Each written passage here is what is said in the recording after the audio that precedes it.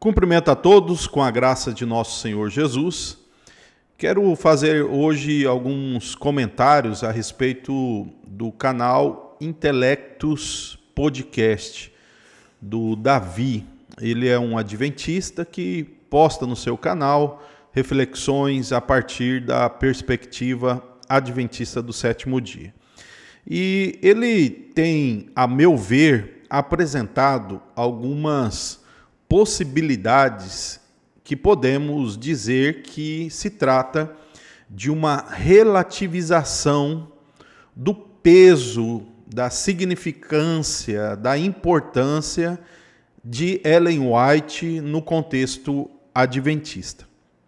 O Davi eu conheci recentemente, vendo em algum vídeo que alguém comentou, eu fui ver quem era, então acabei identificando aí esse canal. Por sinal, uma pessoa muito gentil, educada, articulada, que tem bastante perspectivas e interpretações a respeito do adventismo de uma forma já não tão batida por alguns apologistas adventistas, né?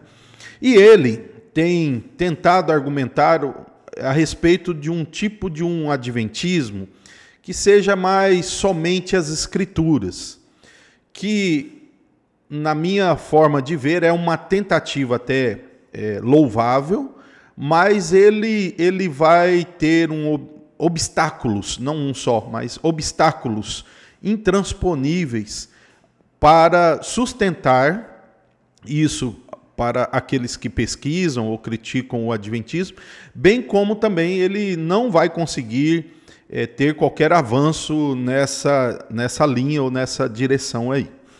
Por que eu posso dizer isso? Embora eu sou um crítico aí ácido do adventismo, eu reconheço a capacidade e a influência, né, deles, principalmente aí nas mídias. Há um tipo de apologista que é simplesmente um garoto propaganda do adventismo, né, e não quero falar aqui quem eu acho, ou os que são assim. Então, há também os doutores que colocam a sua erudição a serviço da seita, e eu quero aqui pontuar mesmo o que acho ser intransponível para o tipo de argumentação que esse adventista, o Davi, ali do canal Intelectus Podcast, tem apresentado, né?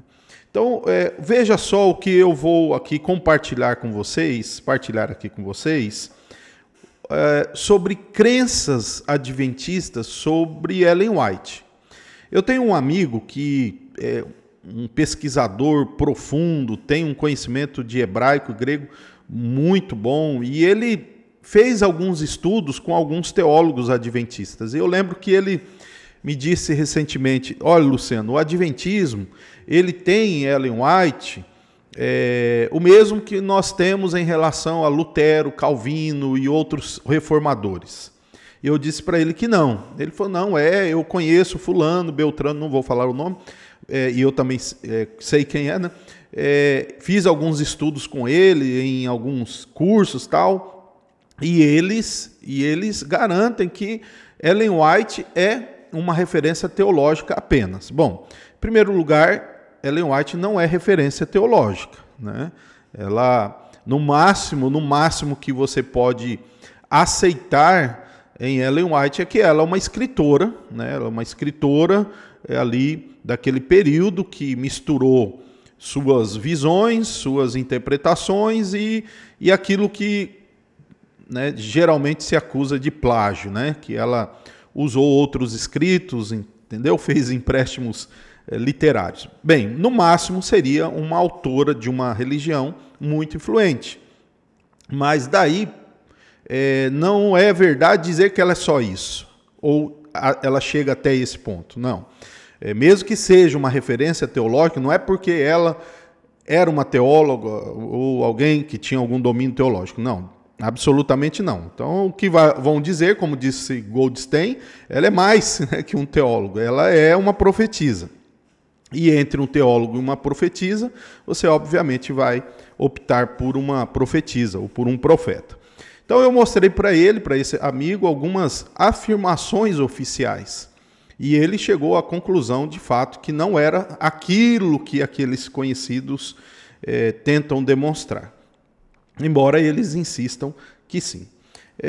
Mas vamos para aquilo que de fato é dito, né? Eu quero começar aqui lendo algo que eu já li aqui no canal, no site Centro White.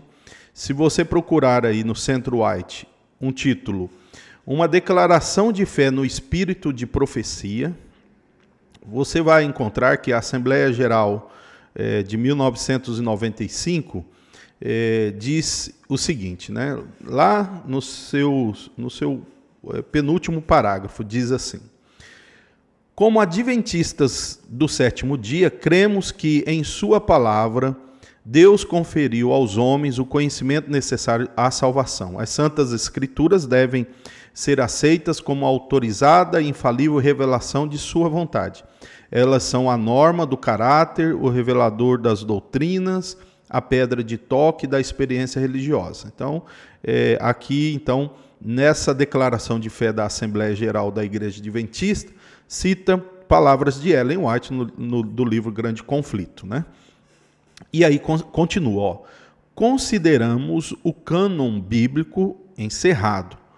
Contudo, cremos também, como fizeram os contemporâneos de Ellen White, que seus escritos têm a divina autoridade tanto para o viver piedoso quanto para a doutrina. Assim recomendamos, primeiro, que como igreja busquemos o poder do Espírito Santo para aplicar mais plenamente à nossa vida o conselho inspirado contido nos escritos de Ellen White e, 2, que nos empenhemos mais para publicar e fazer circular esses escritos ao redor do mundo. Então, como você nota aqui, um órgão oficial, né, ali a Assembleia Geral, né, declarou isso. Então, eles acreditam, eles confessam que o cânon está encerrado? Sim. Porém, aí eles vêm com essa conjunção aqui, né? Contudo, ou seja, mas, no entanto, porém, cremos também, como fizeram os contemporâneos de Ellen White, que seus escritos têm a divina autoridade, tanto para o viver piedoso quanto para a doutrina. É algo muito semelhante àquilo que dizemos a respeito da Escritura, né? Essa parte aqui, que a Escritura é a nossa única regra de fé e prática. Regra de fé e prática. Aqui eles estão dizendo que os escritos de Ellen White têm autoridade divina para o viver como para a doutrina, né?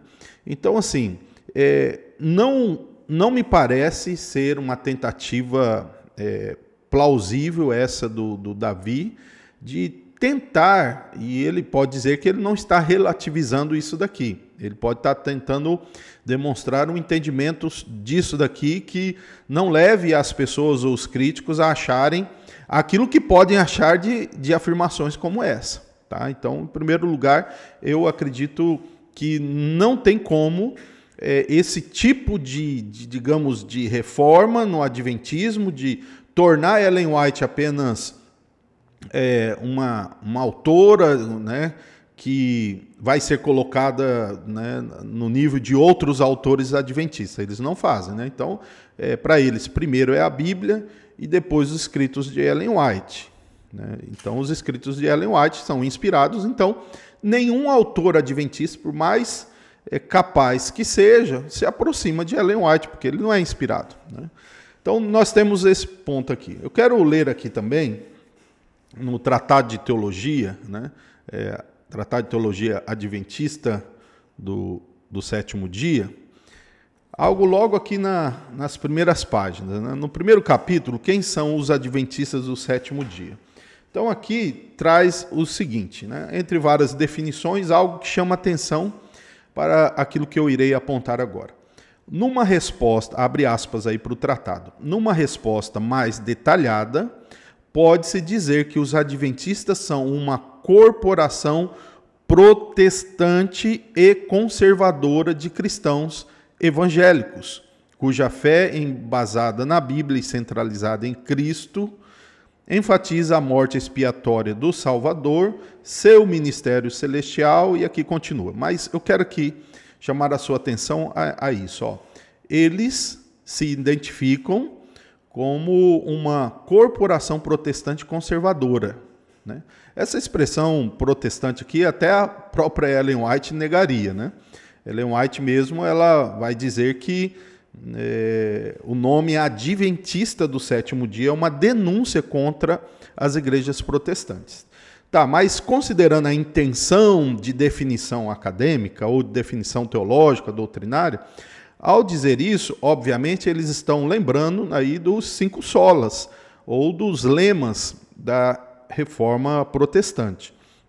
Agora, é verdade que o sola escritura cabe ou comporta uma crença tal como essa que eu li a respeito de Ellen White? Não. Eles dizem que podem ser assim, né, classificados como protestantes, mas se você procurar qualquer confissão de fé protestante, ortodoxa, conservadora, nenhuma, absolutamente nenhuma, terá o nome de seus fundadores, de seus avivalistas, dos seus reformadores, dos seus teólogos, dos seus pioneiros. Não em absoluto. E aí o que nós temos?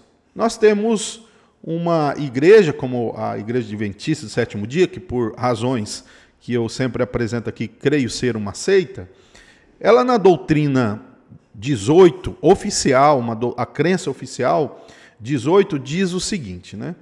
Um dos dons do Espírito Santo é a profecia. Este dom é um sinal identificador da igreja remanescente e foi manifestado no ministério de Ellen G. White. Observe que aqui uma crença oficial coloca o nome. Olha, gente, é algo que não dá para desconsiderar. Coloca o nome de Ellen White. E, aliás, aquilo que aconteceu na vida de Ellen White, segundo essa crença, é um sinal de que a igreja da qual ela pertence ou pertencia é a igreja remanescente por causa daquilo que foi manifestado na vida dela, ou seja, o chamado dom de profecia. Então, o que nós observamos aqui? Que o adventismo não se aproxima somente as Escrituras. Não se aproxima. Isso em expressões oficiais, não pelos chamados fanatizados. Que detalhe, né? Tanto aí, né, dizendo isso para o Davi. Só existe o fanático em Ellen White, no arraial adventista, porque afirmações como essas respaldam, sustentam tal pensamento. Não é algo que surge do nada. Né? Como em qualquer movimento religioso, os fanáticos são aqueles que vão levar as proposições até as últimas consequências, mas essas proposições, elas existem. E existe sim na história, na crença adventista, isso é inegável. Por mais que haja tentativas de relativizar o peso disso, não pode ser conferido, não pode ser verificado. Então, mediante isso, o que nós podemos de fato dizer é que Ellen White, e aí uma crítica mais ácida aqui, Ellen White ela ocupa uma cadeira insubstituível no adventismo e intransferível, porque ela aparece numa crença oficial, né? Se é o dom de profecia, cadê os outros? Quem mais teve? Então aí quando você vê que o nome dela aparece lá, e para surgir outro com dom de profecia, obviamente deveria tirar o nome dela, porque outros surgiriam. Então nós temos aqui em Ellen White uma cadeira intransferível, né? Insubstituível. Até mesmo o Papa ele é substituído, né? Ou na morte, ou em uma doença, e Ellen White não. Neste ponto, a minha crítica, eu vou dizer aqui ao Davi e outros, nesse ponto, Ellen White é uma papisa ímpar, né? nem mesmo o Papa atinge esse lugar, nem mesmo, porque ela morreu em 1915, quem entrou no lugar dela? Né? Quantos anos esse lugar está garantido ali, né? Vazio, ninguém mais pode entrar no lugar. Então, concluindo aqui esse vídeo, o esforço do Davi, do Intelectus Podcast, né? Volto a dizer aqui, eu já notei um cara diferenciado, né? Que merece o respeito pelo que pensa, pelo que tenta, mas está prejudicado, e lamento até porque ele deveria sair do adventismo. Ele deveria sair, porque essa luta dele vai machucá-lo, né? Se é que eu estou entendendo que ele quer algum tipo de um adventismo, mas somente as escrituras, né? Porque pode ser que ele vire, não é nada disso, você que concluiu errado. Então, ok. Mas o caminho era sair do adventismo, porque não adianta, né? Não existe adventismo sem essas duas doutrinas, né? A crença em Ellen White e a crença no juízo investigativo. Né? Se você tirasse essas duas crenças heréticas, né, falhas, sem base bíblica, se você tirasse, o adventismo poderia sobreviver como uma igreja, de fato, aí, evangélica e protestante, né, não atribuindo aí a Ellen White o que atribui, e esquecendo essa doutrina de 1844, que é até desprezível ter que debater uma crença que vê Jesus saindo do santo para o santíssimo no dia 22 de outubro de 1844. Então, a meu ver, essas duas doutrinas, né, sendo removidas, muita coisa do adventismo já seria solucionada. Né? Muita coisa, não tudo, mas muita coisa. Então, o que vejo é que o esforço aí do Davi será um esforço vão, lamento em dizer, vai machucá-lo, vai produzir problemas logo, em breve, aqueles que de fato levam, né, afirmações como essas aqui, como do Centro White, em breve se levantarão contra ele e enfim. Essa é essa é a triste história de todos aqueles que tentam defender um sistema herético, uma seita que iniciou-se em bases erradas, né, em fundamentos errados. Agora, para tirar esse fundamento, o prédio pode ruir. Então, esse é o grande problema. Que Deus te abençoe, que Deus te ilumine, lembrando sempre que toda a Escritura é inspirada por Deus e ela é suficiente, ela é inerrante, né, algo que o adventismo nega, né, que é um problema sério. A Escritura é infalível, inspirada, né, e é o texto que Deus deixou para o seu povo. Deus te abençoe.